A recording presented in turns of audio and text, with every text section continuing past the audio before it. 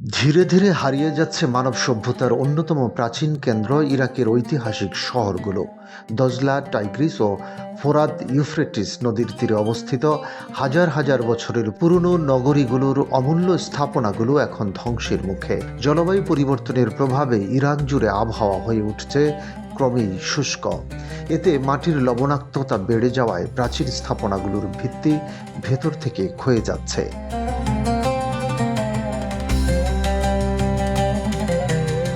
মাটির তৈরি ইট বা মাড ব্রিক নির্মাণগুলো লবণের প্রভাবে ঝুরঝুরে হয়ে পড়ছে এবং ভেঙে পড়ার আশঙ্কা তৈরি হয়েছে। সবচেয়ে বেশি ক্ষতিগ্রস্ত হচ্ছে ইরাকের দক্ষিণাঞ্চলে অবস্থিত নবী ইব্রাহিম আলাইসাল্লামের জন্মস্থান উর ও একদা সমৃদ্ধ সাম্রাজ্যের রাজধানী ব্যাবিলন।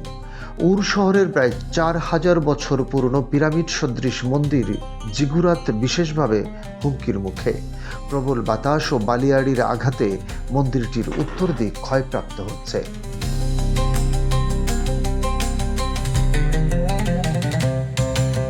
প্রত্নতাত্ত্বিকরা জানিয়েছেন এর তৃতীয় স্তর ইতিমধ্যেই নষ্ট হয়ে গেছে, আর এখন দ্বিতীয় স্তরটিও ভেঙে পড়ার পথে। উরের পাশেই রয়েছে রাজকীয় কবরস্থান, যার মাটির ইটগুলো লবণের কারণে দ্রুত নষ্ট হচ্ছে। একইভাবে ব্যাবিলনের প্রাচীন স্থাপনাগুলোর গায়েও দেখা মিলছে ক্ষয়ের ছাপ, যেগুলোর গায়ে এখনও প্রাচীন সুমেরীয় চিত্রকর্ম টিকে আছে। সেগুলো ধীরে ধীরে বিলীন হয়ে যাচ্ছে। ইরাকের সংস্কৃতি মন্ত্রণালয়ের কর্মকর্তারা জানিয়েছেন এসব স্থাপনার তাৎক্ষণিক সংরক্ষণ ও পুনর্নির্মাণ প্রয়োজন, কিন্তু অতীতের ভুল সংরক্ষণ প্রক্রিয়া এবং বর্তমানে তহবিলের অভাবে কার্যকর ব্যবস্থা গ্রহণ কঠিন হয়ে পড়েছে।